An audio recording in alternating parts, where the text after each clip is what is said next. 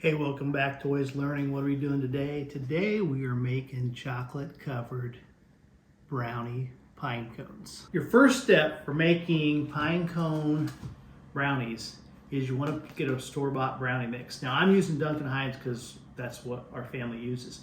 And I'm going to use an 8x8 pan because they said that'll make it a little more moist. You can cook in anything from a 9x13 to an 8x8.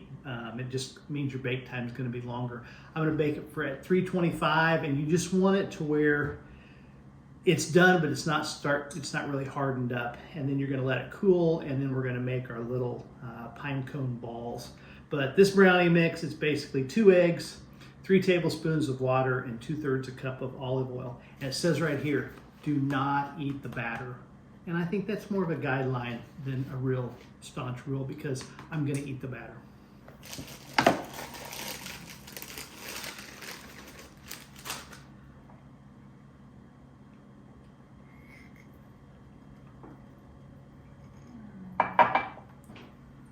Three tablespoons of water, 2/3 cup oil, brownie mix.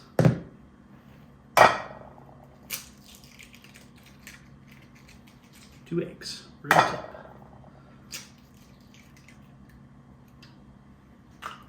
Once you got all that in there, the eggs, the oil, the water, you're just gonna mix it up. It said 50 stirs, so then we're gonna put it in that 9x9, 8x8, whatever it takes, greased pan. We've sprayed Pam on it, but we're just gonna mix this up. Just looking to get it nice and no lumps in it, and then we're gonna pour it in there.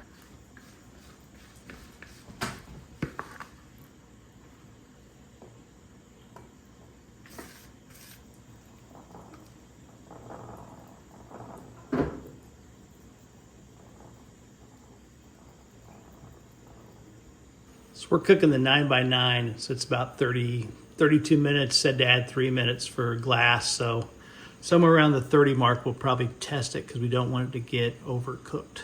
Okay, now that it's cooled, took it out of the oven. It's not quite, it's not quite really hardened up.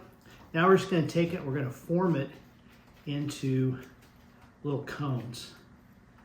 You can take those little cones, once you get them formed, set them on this parchment paper. They're kind of like cake balls. That's probably a little too big. And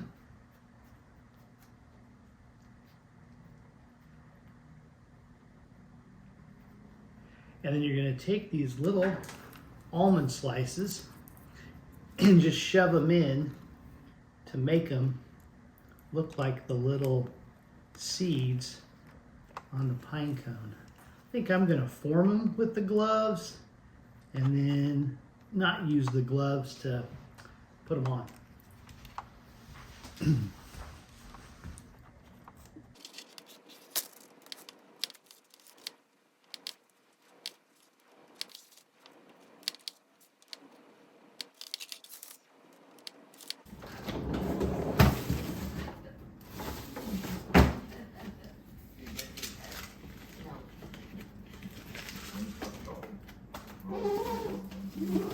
All right, so the recipe calls for 9 ounces. I just went ahead and went with 12 because who doesn't like more chocolate? It asked for a tablespoon of coconut oil.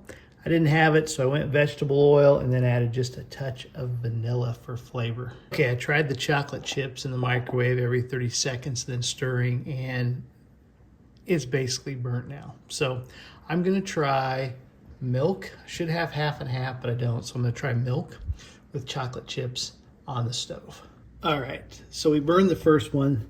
The recipe on Pinterest calls for a cup of milk chocolate. We were a little short, so we're gonna go with Hershey Kisses. So we're improvising because we're not going to the store. And then it asked for heavy cream. We're just gonna go, and it said basically half cup. So we're just gonna go with 1% because that is all we got. And we're gonna go medium heat. I'm gonna go like at 3, and we will see. We're just gonna slowly stir it, see if we can make this into a chocolate syrup. Might have to add a little cocoa, who knows? Okay, I may or I may not have just added a little bit of cocoa. just maybe a tablespoon, just to kind of give it a little. Now I'm going to slowly cook this down, not burning it, just to get it thickened up a little bit. All right, so we're always learning. Plan 3 to melt chocolate, which should be simple, but you don't want to scorch it. So I've got a little pot here. You want to get this bigger pot to a simmer so that your pot with the chocolate doesn't touch it. And then you're just basically going to put it on top, this pot on top of this one, so that the indirect heat melts the chocolate but doesn't scorch it. That's what we're going to try. I mean, it's kind of like a Houdini. I mean, it's a magician. It's magic, but we'll see if we can do it. Pro tip, you take one of these cookie warmers, set that bad boy on there, and then your pot's going to fit. Check that out. Bam! That's what we're going to try. All right, she's rolling, so here we go. Here goes nothing. See how it does.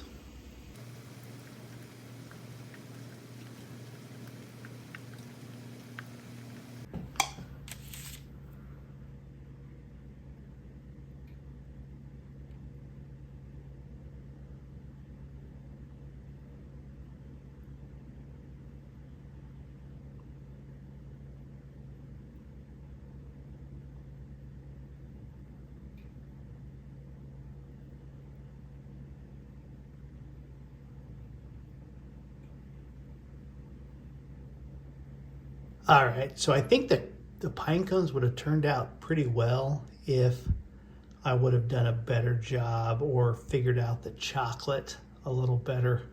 I think they're still gonna be okay once I kind of get them, I guess, frozen or the chocolate solidifies a little more. I think they're gonna turn out all right, but they don't look so great right now. But, oh, look at that. It's starting to snow.